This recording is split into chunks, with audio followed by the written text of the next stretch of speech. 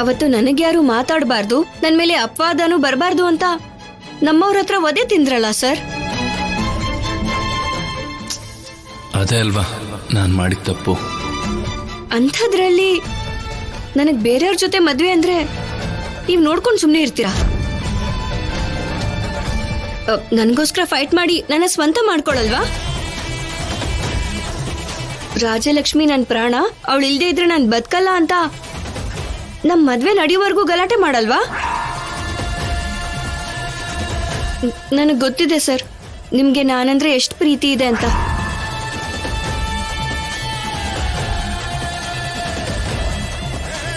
ಅದು ನಾನು ಹೇಳ್ತಾ ಇರೋದು, ನಾನು ಹೇಳೋದೇನಂದ್ರೆ ನೀವೇನು ಹೇಳೋ ಅವಶ್ಯಕತೆ ಇಲ್ಲ ಸರ್. ನಿಮ್ ಬಗ್ಗೆ ನೀವ್ ನನಗೆ ಹೇಳ್ಬೇಕಾ?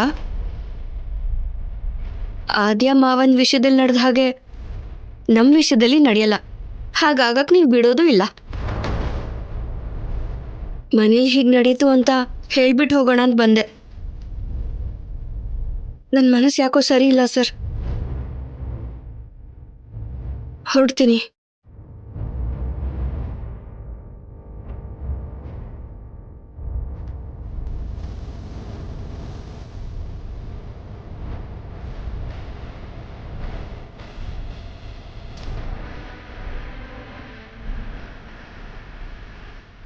ನಾನು ಇಷ್ಟೊಂದು ನಂಬ್ತಾ ಇದ್ದಾಳೆ, ಅವಳ ಮೇಲೆ ನನಗೆ ಯಾವುದೇ ಪ್ರೀತಿ ಇಲ್ಲ ಅಂತ ಅವಳಿಗೆ ಗೊತ್ತಾದರೆ ಏನಾಗ್ಬಿಡ್ತಾಳೋ ಏನೋ.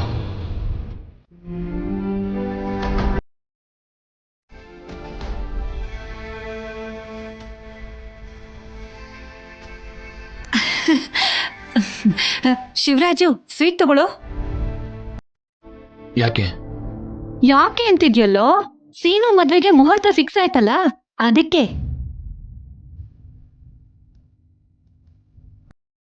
ಸೀನುಗೂ ಚಾರುಗೂ ಮದ್ವೆ ನಡೆಯುತ್ತೆ ಅಂತ ಅತ್ತಿಗೆ ಖುಷಿಯಿಂದ ಎಲ್ಲರಿಗೂ ಸ್ವೀಟ್ ಕೊಡ್ತಾ ಇದ್ದಾರೆ. ನೀವ್ ತಗೊಳ್ರಿ. ನಾನು ಆಸೆ ಪಟ್ಟಿದ್ದನ್ನೇ ಆ ದೇವ್ರು ಆಸೆ ಪಟ್ಟಿದ್ದಾನೆ ಕಣೋ.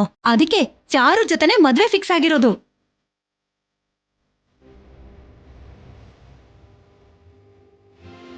ತಗೋ ಸ್ವೀಟ್ ತಿನ್ನು. ಅಮ್ಮ ಬೇಗ ಬಾ ಅಮ್ಮ. ಹಾ, ಬರ್ತಾ ಇದ್ದೀನಿ.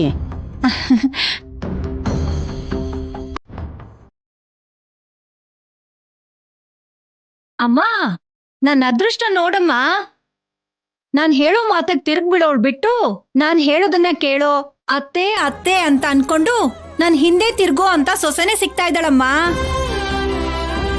ನನ್ ಮೊಮ್ಮಗನ್ಗೆ ಹೆಂಡತಿಯಾಗಿ ಬರೋಳು ತುಂಬಾ ಅದೃಷ್ಟವಂತಳಾಗಿರ್ಬೇಕು.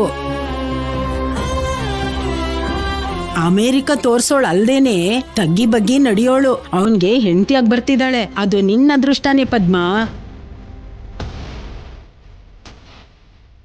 ಏನೋ ಅಂದ್ರೆ ಸ್ವೀಟ್ ತಗೊಳ್ರಿ. ನಮ್ ಸೀನು ಮದ್ವೆ ಅಂದ್ರೆ ನಾವೆಷ್ಟು ಸಂತೋಷವಾಗಿರ್ಬೇಕು. ತಗೊಳ್ರಿ.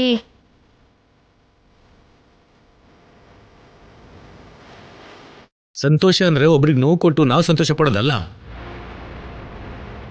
ಅಂತ ಸಂತೋಷ ಜಾಸ್ತಿ ದಿನ ಇರಲ್ಲ. ನಿನ್ ಸಂತೋಷ ನೀನ್ ನೋಡ್ಕೋತಿದ್ಯಾ, ಆದ್ರೆ ಅವನ್ ಮನ್ಸಲ್ಲಿ ಎಷ್ಟು ನೋವಿದೆಯೋ ಒಬ್ಳು ತಾಯಿಯಾಗಿ ನೀನ್ ಅರ್ಥ ಮಾಡ್ಕೋತಿದ್ಯಾ?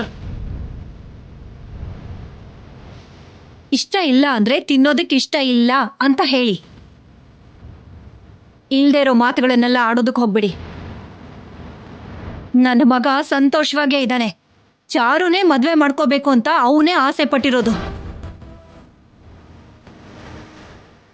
ಅದಕ್ಕೆ ಅವನೇ ಚಾರುನ್ ಕೇಳಿದ್ದು. ಅಲ್ವೇ, ಆವೇಶ ಮನುಷ್ಯನ ಹತ್ರ ತಪ್ಪು ಮಾಡಿಸುತ್ತೆ. ಅವನ ಆವೇಶ ಜೀವನದಲ್ಲೇ ಸರಿಪಡಿಸ್ಕೊಳಕ್ಕಾಗ್ದಿರೋಂತ ತಪ್ಪು ಮಾಡಿಸ್ತಿದೆ. ಹಬ್ಬಬ್ಬಬ್ಬಬ್ಬಬ್ಬಾ, ಮದ್ವೆ ಫಿಕ್ಸ್ ಆಯ್ತಲ್ಲ ಅಂತ ನಾವು ಸಂತೋಷ ಪಡ್ತಿದ್ರೆ ನೀವೇನ್ರಿ? ಇವತ್ತು ನಿನ್ನ ಅರ್ಥ ಇಲ್ಲಿರೋ ಸಂತೋಷನ ನೋಡ್ತಾ ಇದ್ದೀನಿ, ನಾಳೆ ನಿನ್ ನೋವನ್ನು ನೋಡ್ತೀನಿ.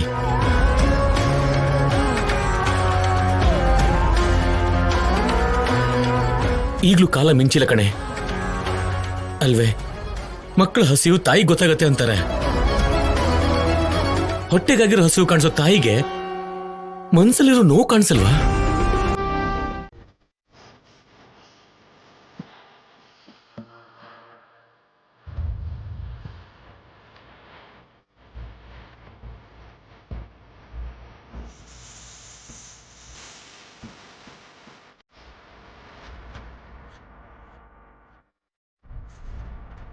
ನಮಸ್ಕಾರ ಅಣ್ಣವ್ರೆ.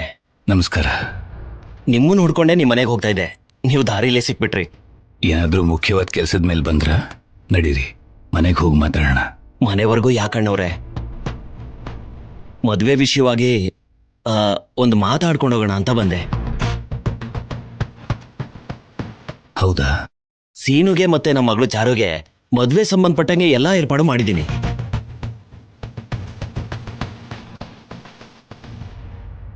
ನಿಮ್ ಗೌರವ ಕಡಿಮೆ ಆಗದ ಹಾಗೆ ಏನ್ ಏರ್ಪಾಡು ಮಾಡ್ಬೇಕು ಅಂತ ಒಂದು ಮಾತು ಕೇಳ್ಕೊಂಡ್ ಬಾ ಅಂತ ನನ್ನ ಹೆಂಡತಿ ಒಂದೇ ಸಮ ಬಡ್ಕೋತಾ ಇದ್ದಾಳೆ.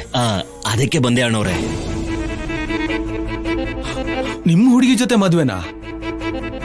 ನಿಮ್ ಸಂಬಂಧ ಆಗ್ಲೇ ಮುರಿದು ಬಿತ್ತಲ್ವಾ?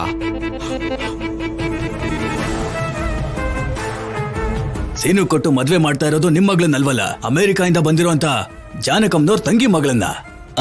ನೀವಿನ್ನೂ ಆ ವಿಷಯದ ಬಗ್ಗೆ ಹೇಳ್ತಿದ್ದೀರಾ? ನಿಜವಾದ ವಿಷಯ ನಿಮ್ಗಿನ್ನೂ ಗೊತ್ತಿಲ್ಲ ಅನ್ಸುತ್ತೆ.